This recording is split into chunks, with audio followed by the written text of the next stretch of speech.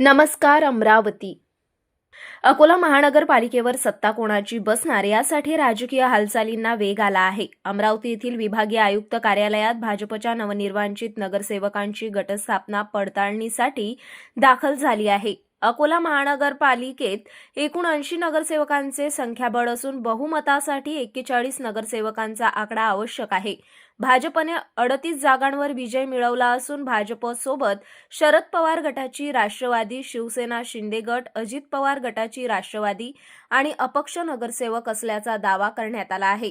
भाजपने या आघाडीला शहर सुधार आघाडी असे नाव दिले असून या गटात एकूण 44 नगरसेवकांचा पाठिंबा असल्याचा दावा करण्यात आला आहे.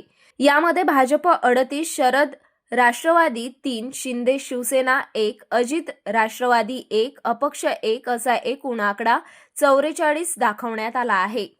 तुमच्या या गटामध्ये आमच्या गटामध्ये 44 नगरसेवक आहेत. अकोला सुधार समिती आम्ही सर्व पक्षाचे निवडून आलेल्या लोकांनी नंतरची समिती तयार केली.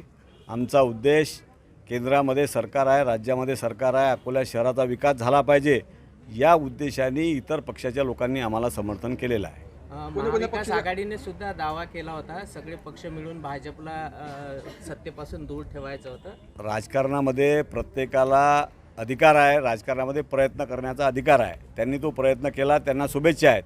परंतु आम्हाला सगळ्या लोकांनी जे समर्थन दिलं त्यांचे खूप खूप धन्यवाद मानतो आणि येणाऱ्या काळामध्ये विकास याच मुद्द्यावर कोणत्या जातीपातीचा प्रश्न न निर्माण करता विकास या मुद्द्यावर आम्ही काम करणार आहे. 44 जागांपैकी किती कोणत्या गटाच्या किती उमेदवाराचं मत समजतं? त्यामध्ये भारतीय जनता पार्टीच्या 38 आहेत, राष्ट्रवादी काँग्रेस पार्टी शरद पवार साहेबांच्या 3 आहेत, एक शिंदे सेने साहेबाची आहे, एक आमचे मित्र सुनील भाऊ मेश्राम यांच्या आघाडीची आहे. कोण असणार आहे महापौर?